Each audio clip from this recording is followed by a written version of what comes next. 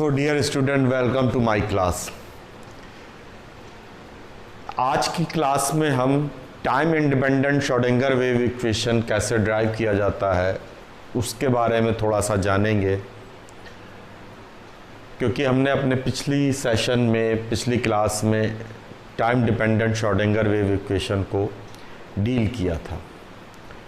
तो class start करने से पहले आपको एक इन्फॉर्मेशन प्रोवाइड कर दें कि इस सीरीज़ से पहले हमारी दो सीरीज़ और आ चुकी हैं। जो पहली सीरीज़ केमिकल बॉन्डिंग पे बेस्ड थी और दूसरी सीरीज़ में हमने फंडामेंटल ऑफ ऑर्गेनिक केमिस्ट्री को डील किया था। ये हमारी तीसरी सीरीज़ है जो उसमें हम एटॉमिक स्ट्रक्चर को डील कर रहे हैं। और आपसे एक हम्बल रिक्वेस्ट है कि मेरे इस चैनल को ज़्यादा से ज़्यादा नंबर में सब्सक्राइब करें और साथ साथ इसको ज़्यादा से ज़्यादा स्टूडेंट्स तक शेयर करें। तो हम आज अपना जब क्लास स्टार्ट कर रहे हैं तो हमें ये बात पता है कि जो श्रोडिंगर वेव इक्वेशन बेसिकली आया था, तो वो आया था हाइड्रोजन एटम को एक्सप्लेन करने के लिए। तो उसको एक्सप्लेनेशन के लिए जो हम वेव फंक्शन के थ्रू एक्सप्लेन कर रहे थे, जो समझ रहे थे हम पहले कि डी बर्गोली हाइपोथेसिस से हमें वो वेव मिली, तो हमें एक ऐसी वेव की ज़रूरत थी जो 3 डायमेंशनल स्पेस में एग्जिस्ट करती है। तो एक क्लासिकल एग्जाम्पल है जो 3 डायमेंशनल वेव का, उसको हम रिप्रेजेंट कर सकते हैं del 2 psi del x2 plus del 2 psi del y2 plus del 2 psi del z square equal to 1/v square del 2 psi upon del t square. ये हमारा इक्वेशन 1 है। तो हमें ये बात क्लियर है कि अगर ये हार्मोनिक मोशन बेस वेव है, तो अगर हार्मोनिक मोशन है तो जो यहाँ पे हमें एक चीज़ ये क्लियर करनी चाहिए, here psi is A amplitude function.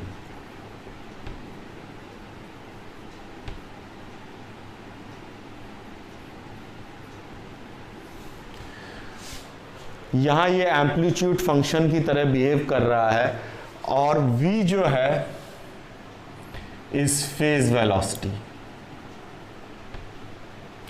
Group velocity या फेज वेलोसिटी, यानी जिस वेलोसिटी से हमारी वेव ट्रेवल कर रही है। तो सिंपल हार्मोनिक मोशन के लिए हम एम्पलीट्यूड फंक्शन को टाइम में एक्सप्रेस कर सकते हैं। तो वो कैसे होगा? हार्मोनिक मोशन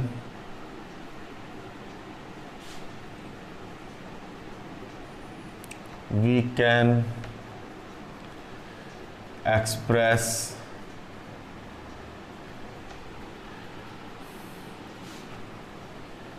एम्पलीट्यूड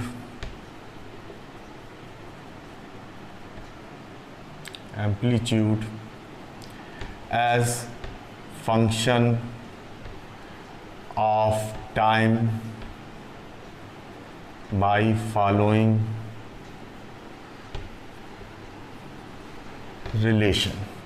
हम इस रिलेशन से इसको लिंक कर सकते हैं। तो ये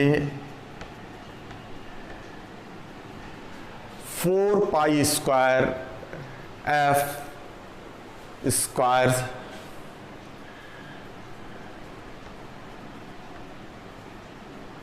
ये हमारा रिलेशन आ जाएगा, जहां where F frequency of wave है। हमने यहाँ f इसलिए लिया है, हम न्यू से इसको रिप्रेजेंट नहीं कर रहे हैं, क्योंकि न्यू और v के सिंबल बहुत मिलते जुलते हैं, तो कई बार लिखने या समझने में गलती हो सकती है। तो हम यहाँ f से रिप्रेजेंट कर रहे हैं। अब हमको ये बात क्लियर है कि डी बर्गोली हाइपोथेसिस ने हमें क्या बताया था कि lambda equal to h upon p from de Broglie hypothesis.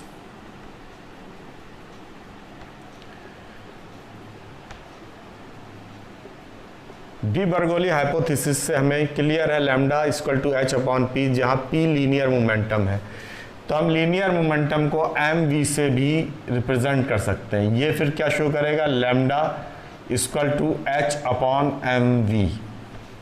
यहाँ वी फिर से फेज वेलोसिटी ही में आ जाएगा। तो ये हमारा तीसरा इक्वेशन हो गया। हमें ये भी चीज़ क्लियर है लैम्डा फ्रिक्वेंसी और वेलोसिटी में एक रिलेशन होता है। वो रिलेशन ये है, लैम्डा जो एक डिस्टेंस है इनटी फ्रिक्वेंसी जो टाइम पर सेकंड पर टाइम पे निकाली जाती है, equal to V distance upon time. तो इस रिलेशन को अगर हम यूज करते हैं तो हमें क्या मिलेगा, F बराबर V अपॉन लैम्डा। अब हम लैम्डा की इक्वेशन 3 से वैल्यू अगर यहाँ लगाएं तो F बराबर V H upon M V, ये हो जाएगा M V square upon H. तो ये चौथा हो जाएगा। So F square equal to M square V four H square, ये फिफ्थ हो जाएगा हमारा। और ये फिफ्थ अगर हम सेकंड इक्वेशन में ये वैल्यू एफ स्क्वायर की पुट करें, put value of F square from 5 in 2, तो हमें क्या मिलेगा,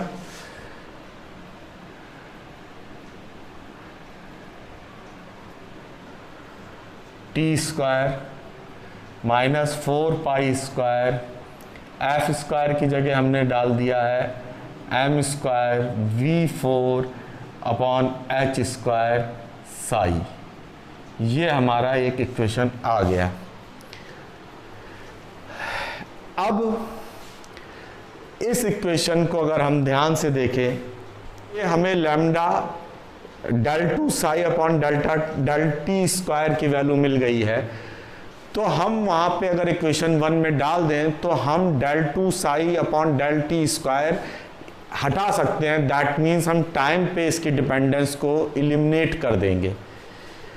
तो अगर हम ये वैल्यू पुट कर दें, put value of in equation 1, तो हमें क्या मिलेगा, del two psi del X square plus del two psi del Y two plus del two psi del Z two equal to, minus sign बाहर आ गया, 4 pi square M square V four upon V square H square और Sai.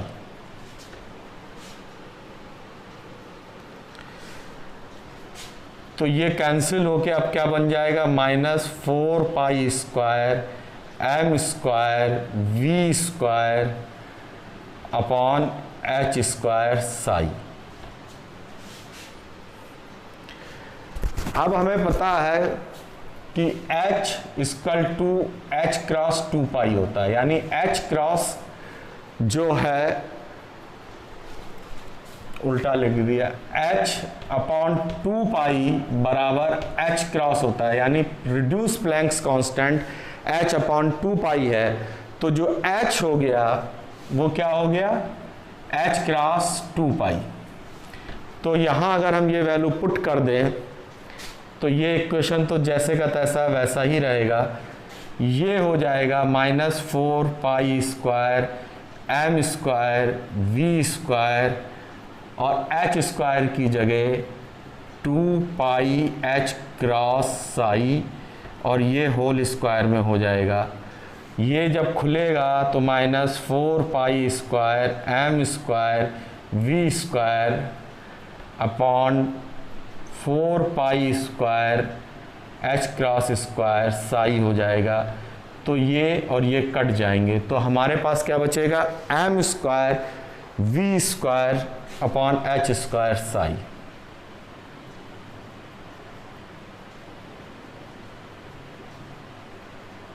H cross square psi. हमारे पास ये equation बच जाएगी। ये 7th आ गया है हमारा। अभी हम अपने RHS पे ही फोकस करेंगे। तो अगर हम इसे रब कर देते हैं तो ऊपर के पोर्शन को रब करते हैं,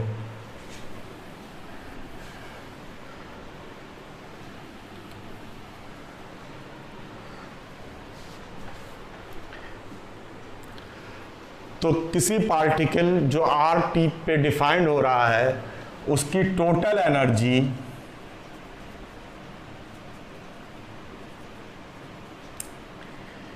ई आर डिपेंड करेगी काइनेटिक एनर्जी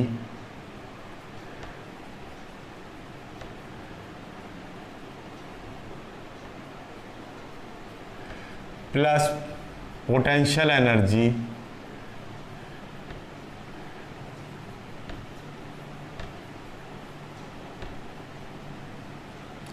जो आर हम नीचे लिख रहे हैं ये उस पॉइंट को रिप्रेजेंट कर रहा है, उस पॉइंट पे हम ये चीज निकाल रहे हैं।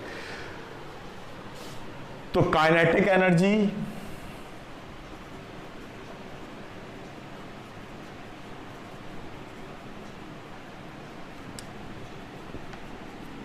क्या हो गई, E R minus V R. हमें पता है ये क्या है, हाफ एम वी स्क्वायर बराबर E R minus V are.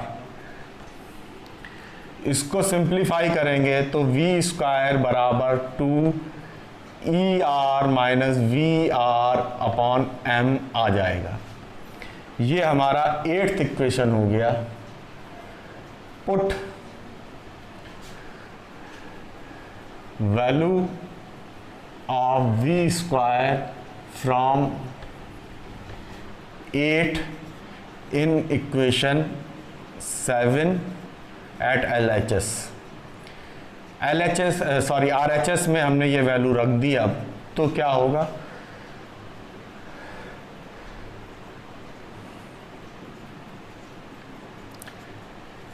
तो जो हमें इक्वेशन मिलेगा वो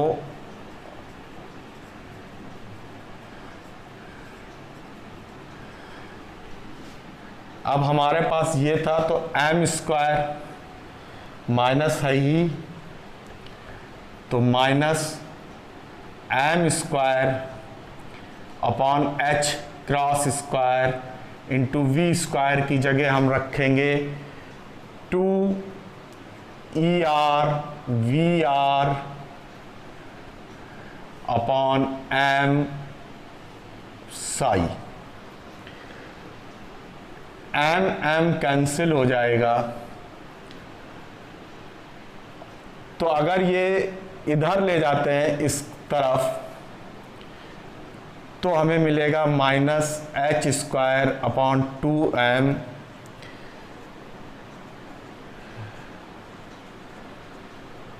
प्लस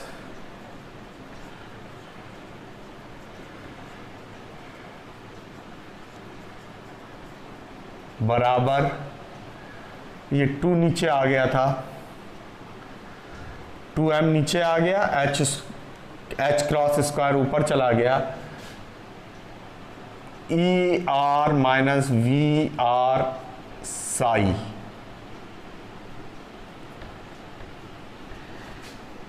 तो इसको हम लिख सकते हैं minus H cross square upon 2m psi X square plus psi del Y 2 plus del 2 psi del Z 2 plus V R psi बराबर ई आर साई। ये जो हमारा इक्वेशन है ये टाइम इंडिपेंडेंट वेव इक्वेशन है। Time independent wave Schrodinger wave equation है। इसके लिए हम लैप्लेशियन का भी इस्तेमाल कर सकते हैं या इस फॉर्म में भी लिख सकते हैं।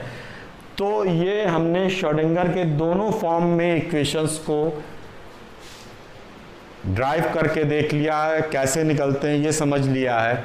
और ये दोनों इक्वेशन जब हमारे सामने हैं तो अब हम अपने नेक्स्ट सेशन में हम डिस्कस ये करेंगे कि ये इक्वेशन श्रोडिंगर वेव इक्वेशन और वेव फंक्शन साई ये हमें क्या समझाते हैं, ये हमारे किस मतलब के हैं और ये कैसे हमें इनसे अपनी केमिस्ट्री को समझना है, ये कैसे हमें केमिस्ट्री में बेनिफिशियरी होंगे।